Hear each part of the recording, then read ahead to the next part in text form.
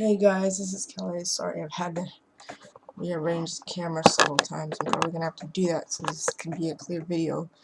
Um, this is gonna be a movie review on the movie called The Birdcage, starring Robin Williams as Armand, Nathan Lane as Albert, Gene Hackman as Kevin Keeley, and a couple others. Those are just the main characters that I've named off. This is sorry, to clarify, this will be the only Robin Williams movie review that I'll be doing for quite some time. As you may or may not know, he passed away yesterday. Apparent suicide attempt, which was successful. I'm doing this one because it's easier for me to talk about and I won't choke up as much. Alright. The movie is about Val. Val is Armand's son.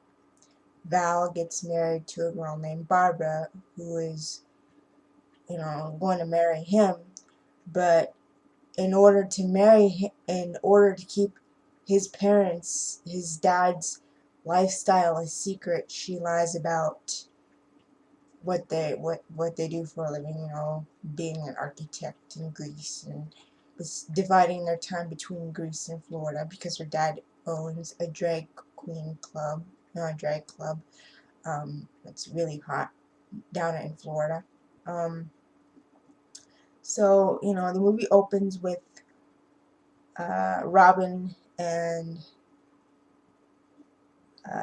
Nathan's characters, Armand and Albert, fighting over if Albert should go out on stage. He's having an argument with his partner, and he's saying, "What do you do while I'm out here on stage torturing myself? What do you do?" It's like, "Nothing. I just lie here." And then, one of the people in the production says, "Well, should I have somebody else go on and start it?" And Nathan's character, Albert's not like, "No, I'll go on myself." They came here to see Starina, and that's what they're gonna get. So his partner goes on, performs, and Armand finds out that his son Val is coming home. Val comes home and tells his dad, "Well, Dad, I'm going to get married to a girl from college." And he's like, "Oh boy." He was a little shocked, and he didn't feel comfortable with it, and he didn't necessarily know how to take it. For the other character, Kevin Keeley, that character happens to be an ultra conservative.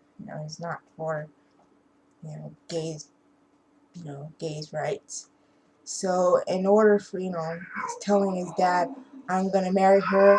I need you to change things around the house and get some of your elaborate stuff out of here. I don't want her family to have to see this because they're not gonna like it." And he, besides having to tell his dad that, his dad has to tell his partner, Albert, "We're gonna have to kick you out because that the family he's marrying into is a conservative family. It's a Republican."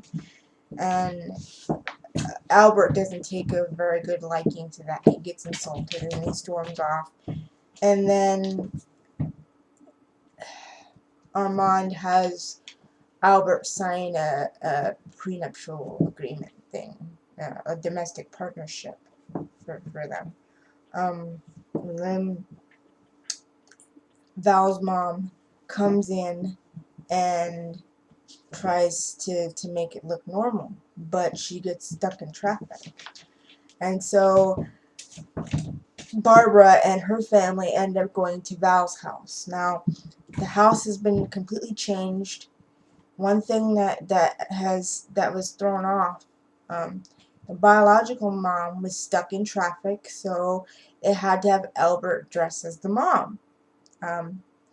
And that didn't, it worked well until he ended up getting caught, you know, wearing the wig and the woman's clothing. And the Barbara's parents actually find out that, you know, that Albert and Armand own sorry, own a drag queen club. Either in they get kind of, they're like flabbergasted and shocked. But Barbara doesn't judge them. She's not like that. Hold on a minute. She's not like that at all. She actually liked them. She was very comfortable with them, and well,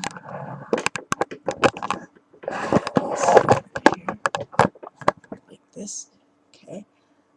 She felt very comfortable with them, and she said, I really have appreciated it. I would have loved to have been a part of your family. And, the biological mom, sorry, comes into the picture and says, well, at least their cover's not going to get blown right away. And Albert comes up with the idea of having the senator dress in drag, join in on the show and see what they do for a living and how they make their money. So the senator and the rest of the people, the mom, this daughter, everyone that is there to meet the family dresses in drag.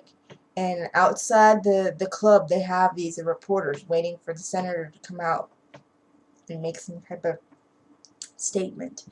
And they get dressed in drag.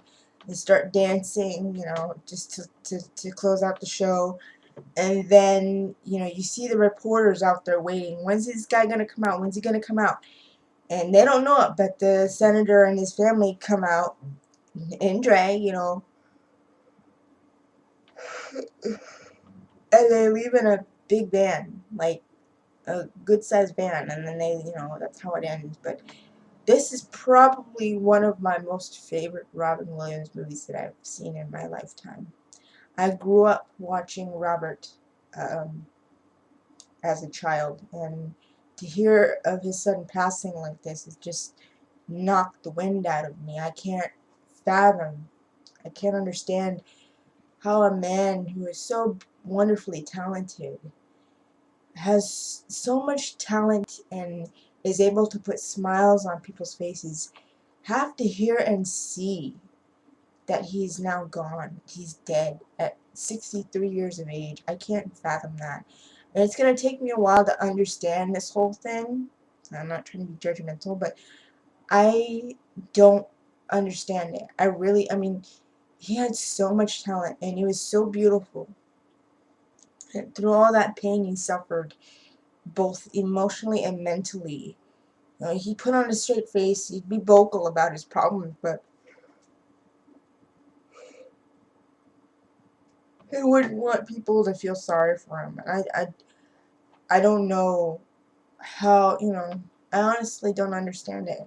He's so talented and so beautiful, but at the same time, he's also a tortured soul who, felt that he couldn't get out of his depression. He couldn't get out of the fact that, he wanted to be able to come back and give us some more. He was on the brink of bringing back Mrs. Doubtfire, coming back as Mrs. Doubtfire for a sequel that was supposed to happen sometime this year and then get released sometime next year. But apparently, now that he's gone, it's not going to happen. I mean, I don't understand this whole thing, and it's going to take me a while. Like I said, this man has been a part of my childhood since I was like 8 or 9, and so I basically grew up watching him grow and change as an actor, from being a very funny, loving young man, funny, talented guy, to being dramatic and showing us his vulnerability. We're not going to see that anymore. We're not going to see him cracking jokes. We're not going to see him talking about everyday life anymore. So it's gonna be, like I said, this is the only Robin Williams movie review I'm gonna do until I can let this all sink in.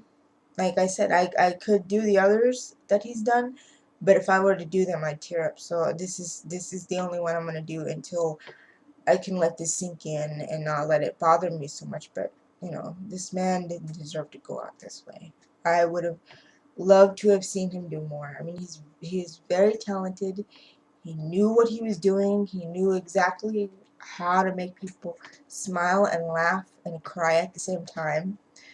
But yeah, this was a beautiful, talented man that will forever be a part of my childhood.